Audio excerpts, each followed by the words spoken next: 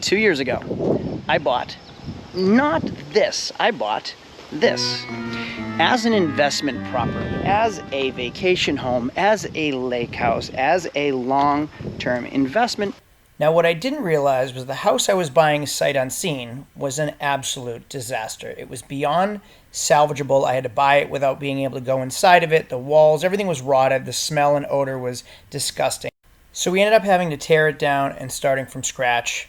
Stick built a brand new house on a brand new slab. And what's nice about that is everything is brand new for us and for any guests that we're going to have coming up. And possibly as a short-term rental, as Airbnb or VRBO. Say hello to my wife back there. We wanted a place up at Lake Winnipesaukee. We didn't quite want to pay for a place up at Lake Winnipesaukee, so what do? We find a place that will pay for itself up at Lake Winnipesaukee, right? What we didn't realize was we got ourselves into another business, like another full-time job. You'll see my wife over there has been spending hours cleaning our house. I've been doing property maintenance and just getting this thing ready for the season. These are things I did not anticipate on our lake house. It is not our lake house. It is an investment property. It is a second business for us, which we didn't really think about when we got into this. In today's video, I'm gonna show you what to expect when thinking about starting an Airbnb or a short-term rental or trying to turn your vacation home into an investment that will help pay for itself, because there's a lot of headaches that come along with it that we didn't think about when we bought this place, when we built this house. My name is Craig from Flying Wheels. Let's get going.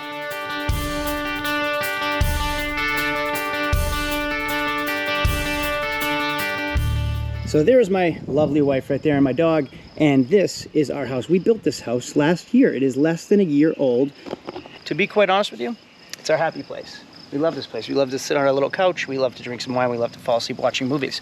We sometimes love to use this boat on the lake when it's not too busy and take our kids out and take our friends out and entertain by the fire, go out for restaurants. It's really a beautiful thing, and it's a perfect location for short-term rentals because it's a vacation spot. So what better idea than have a lake house for us than have a lake house that pays for itself, right? By renting it out part-time, short-term rentals to help cover the expenses. Wrong.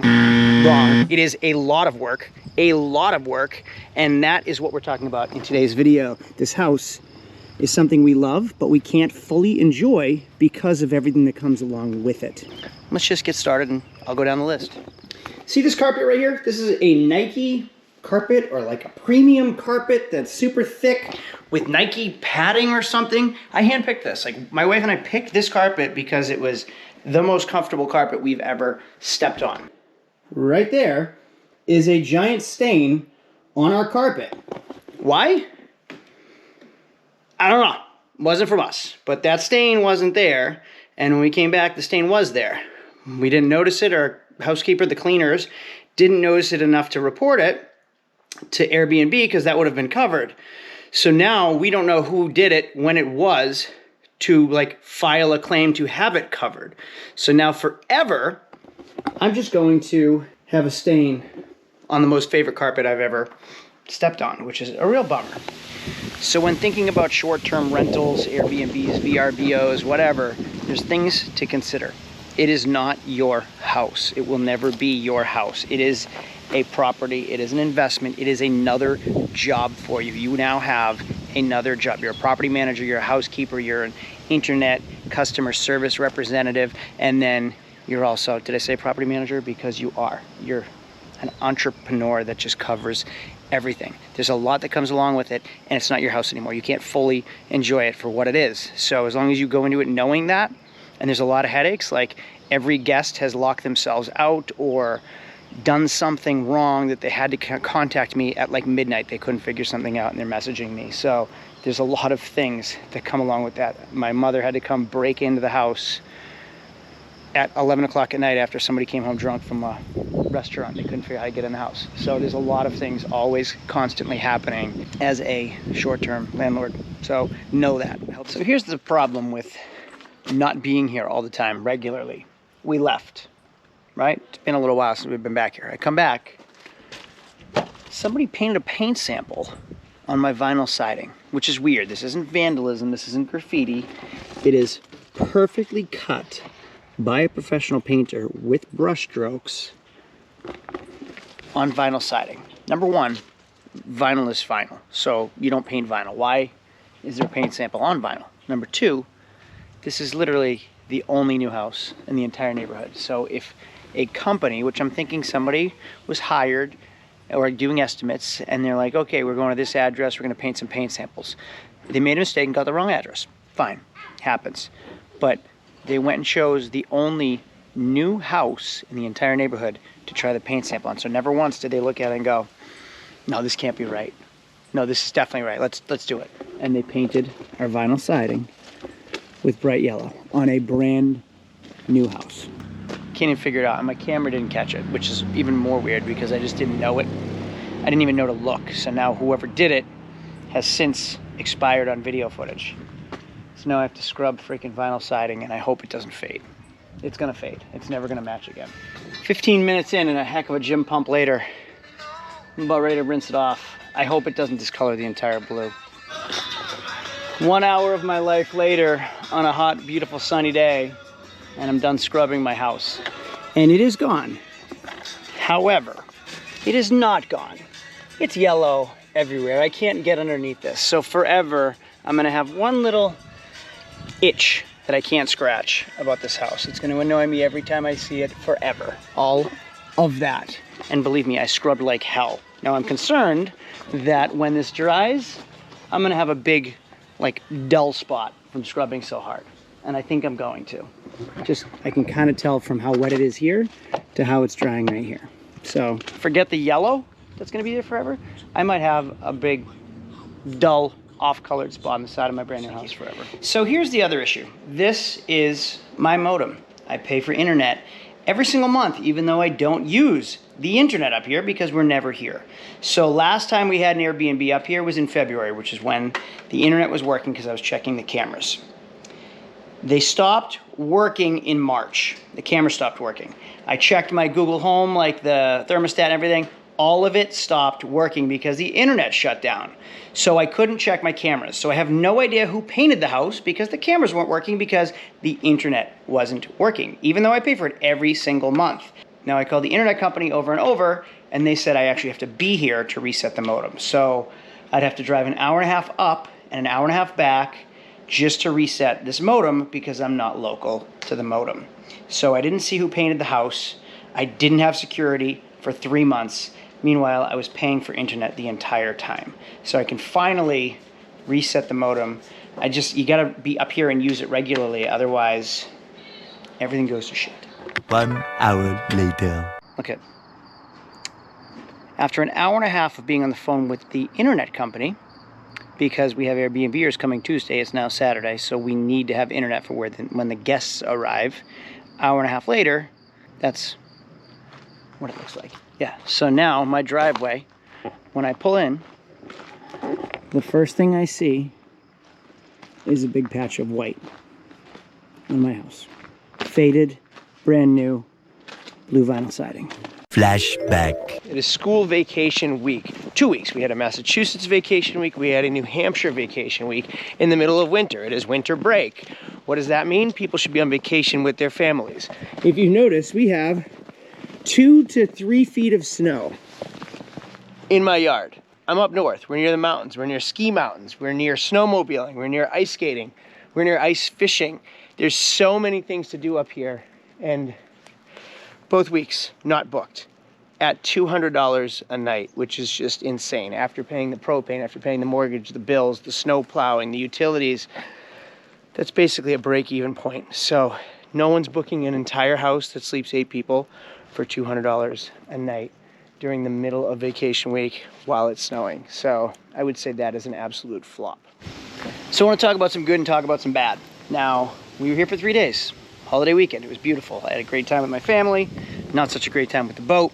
Dealt with a lot of headaches. Front door, can't figure it out because it's not connecting to the new Wi-Fi. The new Wi-Fi, I had to connect on 3 TVs. I had to connect on 2 DVD players, a Google Home, a Google Nest, a Google Door, a Google something else, and then my phones, and then all the other Wi-Fis and the thermostats and all the other things because the internet was down. It took a long, long time. Then this is bent. This thing took me 3 days to build last year.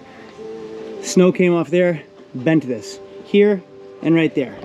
Spent a couple hours trying to straighten that. couldn't straighten it. So that was fun. The boat, forget about it. You already know about the boat. Seeded my lawn, seeded the front, set a timer to the sprinklers. Cleaned up the fire pit. If this was not an Airbnb, I wouldn't have cleaned up the fire pit. I wouldn't have had to pack all these bags to bring home, and my wife wouldn't be spending the past 4 hours cleaning the house so it looks like a brand new home again, which is really cool for the next guests that come in tomorrow. So it's not really our house. Everything gets locked up in certain specific closets so nobody can use it. That way they walk in and they feel like it's their home. They can come into a brand new house and enjoy it, which means it's not our home either, right? No. We can't fully enjoy it because it's not completely our home. When we leave, we need to spend 3-4 hours cleaning it, making it perfect for the next guests. With that being said, we leave today, we have guests come in tomorrow for 3 nights. They pay $1,000 to stay here. Of that, we get $525. So after cleaning fees, after like management fees, after Airbnb fees, we get $525 for 3 nights. Is that worth it? I guess if you do it regularly, it adds up and it pays the bills and it pays for like the utilities. So essentially we could have this house for free because of it, but it's another job. My wife's a housekeeper now. I'm a property manager and online business manager. So there's a lot of headaches. Also, you'll even see like I had to put don't touch on all my little cubes for the security cameras because if they unplug the security cameras, I don't have security cameras. And I gotta drive all the way up here to set it up again. And then same with like my sprinklers on a timer. If they unplug that so they can clean their car, that's on a timer all the time. So the water's gonna be running in random areas, which brings me to my next thing. Because I just spread grass seed, like my sprinkler, I'm leaving it there on a timer. So hopefully next time I come back here, we have some sprouts. If anyone messes with that at all, puts it out of order at all, I can't do anything about it. It's going to be spraying water for the next 2 weeks till we come back up here. So there are a lot of headaches that come with doing this. Now Bike Week's a big week up in Laconia. People come up and we get like near $5,000 for the week. I think it was like $4,000 after everything, which is really amazing. That pays my taxes, it pays all the bills for the summer. It's great. So it rents it out from Friday to the following Sunday. Really cool. After that, like we're done. This is our summer place. And the reason there's a difference in like it being a summer place and a rental, like a short-term rental, bag of food. All of our snack cabinets are empty right now. Refrigerator, this will be completely cleaned out, wiped clean, and emptied for the next guests. Versus when it's our house, what are you looking at? Because I left the thing that said enjoy.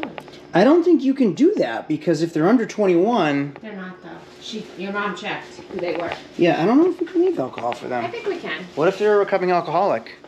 Then we'd be like tempting them, right?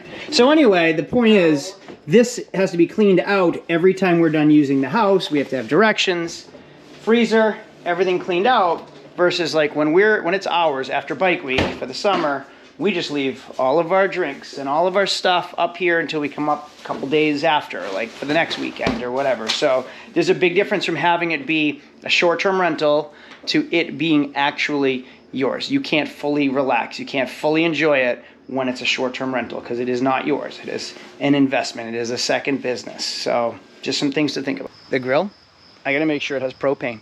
And I have to hope that the guests don't leave the propane on. Otherwise I come up and then the propane's empty, right? The bathrooms have to be perfect. Like there's spots on the mirrors we have to clean off. We have to get all that off. We have to make sure there's no hair in the drain on the showers.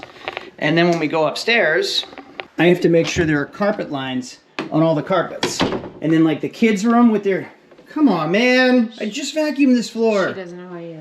I know, but get out please.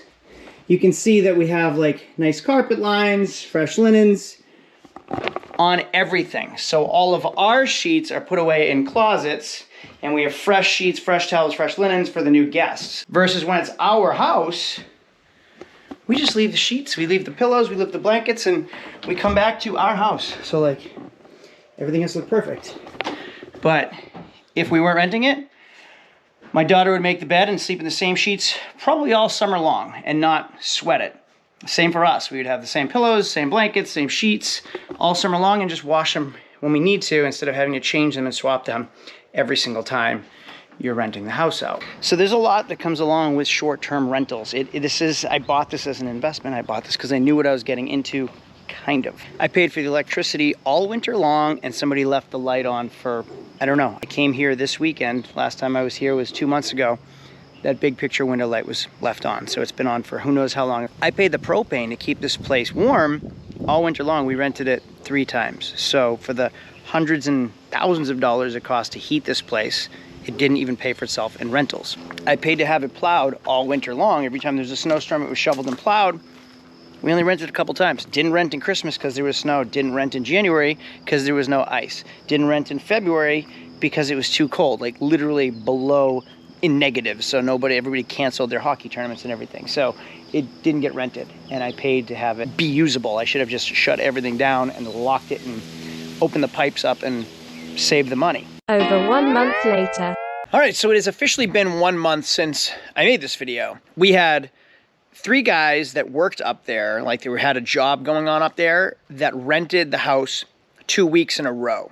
Then we had it rented previously over the weekend. Then they came back. Then it was bike week. So we had 6 guests that stayed there through bike week, which was our biggest earner so far for the entire property.